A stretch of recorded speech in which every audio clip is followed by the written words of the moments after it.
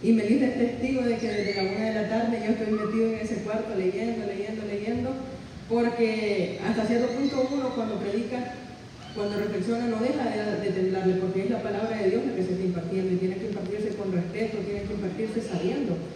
Y cuando supe que iba a ser el día del trabajo me alegré, porque dije, voy a estar solo yo predicando, mi mamá y el hermano Edgardo, que siempre llega los domingos, los lunes de oración.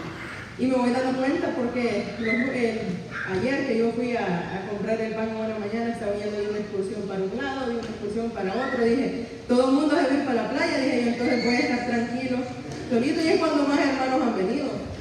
Ahí está, que en esa tarde, primeramente Dios, vamos a poder reflexionar. Les voy a pedir que busquemos en nuestras Biblias Marcos 5. Marcos 5, permítanme.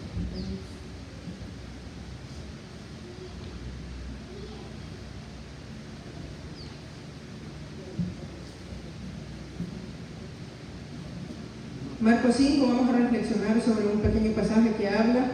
De hecho, tenemos un joven que tiene ese nombre, que este domingo no ha venido, pero si yo les digo los hijos del hermano Enrique, ¿qué dos nombres se le vienen a la mente? Caleb y Jairo, ¿verdad? Entonces, vamos a tratar de reflexionar un poco sobre la vida de este hombre, sobre el milagro que ocurrió sobre su hija. Marcos 5. Vamos a leer primeramente de los versículos 21 al 24, y del 24 nos vamos a saltar hasta el versículo 34 y vamos a terminar de dar lectura al capítulo. Marcos 5, 21 dice, ¿todos lo tenemos, hermano? Amén. Amén. Pasando otra vez Jesús en barca a la otra orilla, se reunió alrededor de él una gran multitud, y él estaba junto al mar. Y vino uno de los principales de la sinagoga llamado Jairo, y luego que le vio, se postró a sus pies y le rogaba mucho, diciendo, mi hija está agonizando, ven y pon las manos sobre ella para que sea salva y vivirá. Fue pues con él y le seguían una gran multitud y le apretaban. Pasémonos al versículo 34. Y él le dijo, hija, tu fe te ha hecho salva, ve en paz y queda sana de tu azote. Mientras él aún hablaba, vinieron de casa principal de la sinagoga diciendo, tu hija ha muerto, ¿para qué molestas más al maestro? Pero Jesús, luego que oyó lo que se decía, dijo al principal de la sinagoga, no temas, cree solamente. Y no permitió que le siguiese nadie, sino Pedro, Jacobo y Juan, hermano de Jacobo. Y vino a casa del principal de la sinagoga y vio el alboreto y los que lloraban y lamentaban mucho. Y entrando les dijo, ¿por qué alborotáis y lloráis? La niña no está muerta, sino duerme. Y se burlaban de él, mas él, echando fuera a todos, tomó al padre y a la madre de la niña y a los que estaban con él, y entró donde estaba la niña. Y tomando la mano de la niña le dijo, Talita cumi, que traducido es, niña, a ti te digo, levántate. Y la niña se levantó y andaba, pues tenía 12 años, y se espantaron grandemente. Pero él les mandó mucho que nadie lo supiese y dijo que se le diese de comer. Así como estamos inclinando nuestro rostro, Padre, gracias te damos, pues tú has permitido como el grupo de tus hijos estemos aquí alabando y glorificando tu santo nombre. Padre, pudimos tal vez haber hablado en qué tantos lugares, en qué tantos momentos, oh Dios, pero tú has permitido que nos encontremos nuevamente en este lugar. Permítanos reflexionar sobre lo que tú nos quieres decir el día de hoy, oh Padre, y permítanos bendecir y alabar tu nombre en esta tarde. Todo eso te lo pido, Dios, en el bendito nombre de tu Hijo Jesucristo. Amén. En este pasaje, fíjense bien, de Marcos, se nos describen dos sucesos. El primero de ellos tiene que ver con la sanación de una mujer que estaba pasando por el flujo, que tenía una enfermedad que era el flujo de sangre. Estas dos historias hasta cierto punto se llegan a correlacionar bastante. Luego de eso, fíjense bien, y es en el pasaje en el que vamos a tratar de reflexionar un poco, se nos habla de Jairo. Nos encontramos también la historia de Jairo. Jairo, fíjense bien, fue en busca de Jesús para buscar la sanación de su hija. Y en el mismo pasaje se nos dice que Jairo era uno de los principales de la sinagoga. La sinagoga era o es un lugar muy importante para el pueblo judío. Esta edificación, fíjense bien, es lugar en donde ellos se reúnen para orar, se reúnen para leer, para traducir, para estudiar de la palabra de Dios. Es así, fíjense bien, como esta sinagoga no solamente se convierte en centro prácticamente de toda la actividad religiosa del pueblo judío, sino que también es el centro de la educación y el centro de la fe de los judíos. Y se nos dice que dentro de ese lugar, fíjense bien, Jairo era uno de los principales de la sinagoga, una de las personas más importantes de ahí. Y a pesar de esto, fíjense bien, a pesar de que Jairo era quien era y tenía la posición que tenía, él se acerca con una súplica, él se acerca con un ruego, él se acerca desesperado. ¿Por qué? Porque su hija estaba agonizando.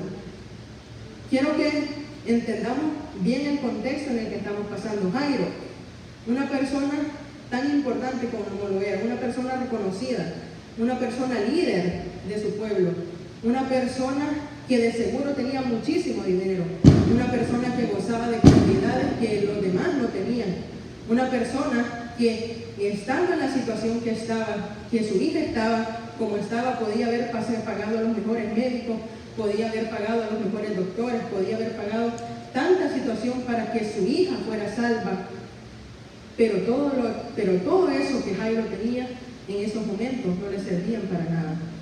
Todo, fíjense bien, los privilegios que Jairo tenía en ese momento no le servían para nada, pues su hija dice que estaba agonizando. No dudo que él haya buscado doctores, no dudo que ella haya con sus riquezas intentado sanar a su hija, pero hasta ese momento nada había sido efectivo. Este pasaje, fíjense bien, y mientras me reflexionaba para la predicación me recordó ahorita. No me recuerdo muy bien, pero si alguien me hace el favor de buscarlo, Lucas, no sé si es 5, 29 o 29, en donde dice, ¿de qué aprovecha el hombre si ganara todo el mundo, pero viniera y se destruyera a sí mismo? ¿De qué le sirve al hombre ganar todo el mundo, pero destruyera su alma? Dice, es Lucas 9, versículo 25. ¿De qué le sirve al hombre ganar el mundo entero si se pierde o se destruye a sí mismo?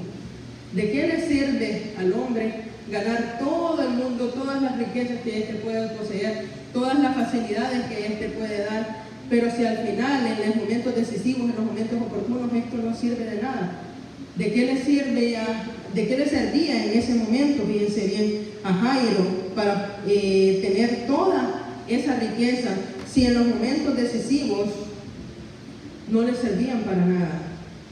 En estos momentos, fíjense bien, es cuando Jairo deja de lado el buscar todas las riquezas y desesperado corre a los brazos de Jesús, porque sabía que cuando todo falla, fíjense bien, cuando la medicina falla, cuando los diagnósticos siguen dando positivos, cuando todo aquello en lo que se espera se empieza a derrumbar, cuando todo, fíjense bien, por lo que luchaste y de cierto modo no puedes llegar a resolverlo por ti mismo, cuando todo eso falla, a la única persona a la que nosotros podemos recurrir es a Jesucristo. Amén. Y Jairo lo sabía muy bien.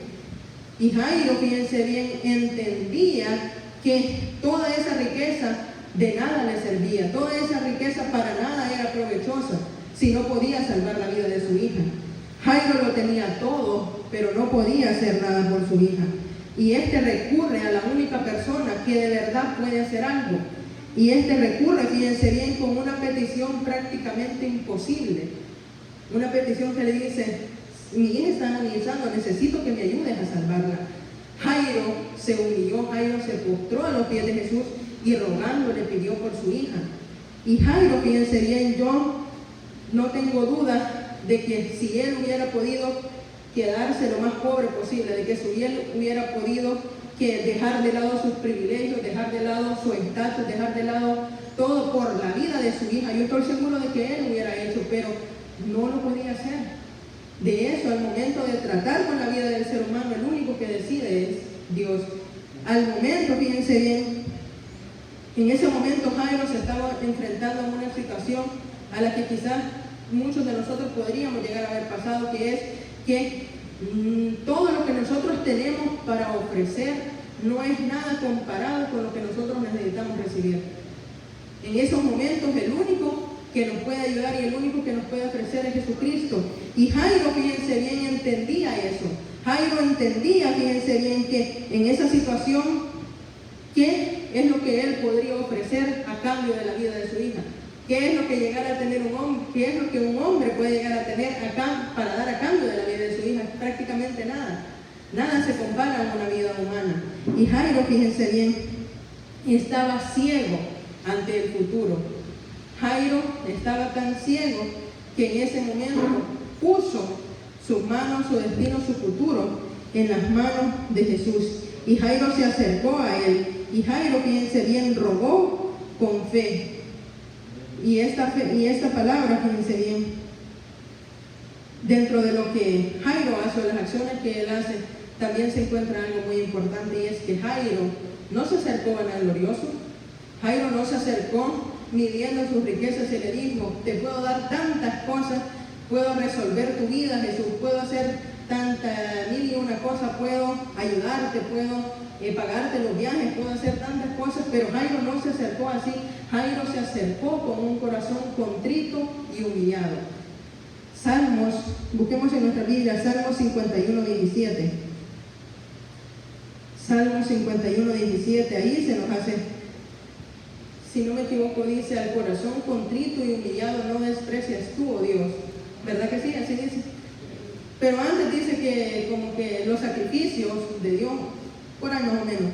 Pero lo importante aquí es que cuando Jairo verdaderamente se acercó, no con una actitud déspota, no con una actitud deliberada, no con una actitud de que él siendo el mejor, sino que se acerca con un corazón verdaderamente humillado, con un corazón contrito, con un corazón que estaba buscando desesperadamente, con un corazón abierto a recibir lo que Jesús estaba por dar. Es en ese momento, fíjense bien, cuando Jesús decide acompañarlo. Es en ese momento, en cuando ve la actitud de Jairo, es que Jesús dice: de verdaderamente merece que este hombre, yo vaya con él y sane a su hija. Y es de Jairo de quien nosotros debemos aprender. En esos momentos difíciles no debemos de fijar en cuánto dinero nosotros poseemos, en cuántas cosas nosotros podemos hacer, sino que debemos de acercarnos con un corazón contrito y humillado a Dios, poniendo nuestro futuro en Él, poniendo nuestras cargas en Él, poniendo nuestra vida completa en Él, poniendo nuestra vida, la vida de nuestra familia, así como lo hizo Jairo. Y es con esa actitud, fíjense bien, que nosotros logramos que Jesús nos siga. Es con esa actitud que nosotros logramos que Él nos haga caso, que Él nos escuche. Dice su palabra que luego de que Jairo le rogara, dice en el versículo 24, fue pues con él y le seguía gran multitud y le apretaban. Luego de esto, Jesús, mientras iba caminando, se encuentra con una mujer que padecía de flujo de sangre. Esa mujer es otro gran ejemplo que podría dar para otra reflexión sobre ella, de cómo la fe verdadera puede hacer milagros.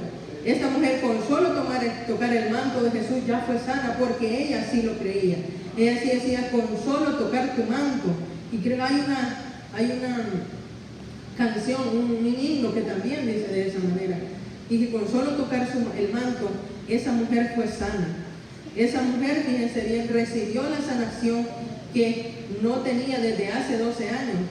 Pues le digo, estas historias están correlacionadas porque curiosamente la hija de Jairo también tenía 12 años. 12 años tenía la mujer de estar padeciendo flujo de sangre, y 12 años tenía la hija de Jairo en ese momento en el que recibió la sanación.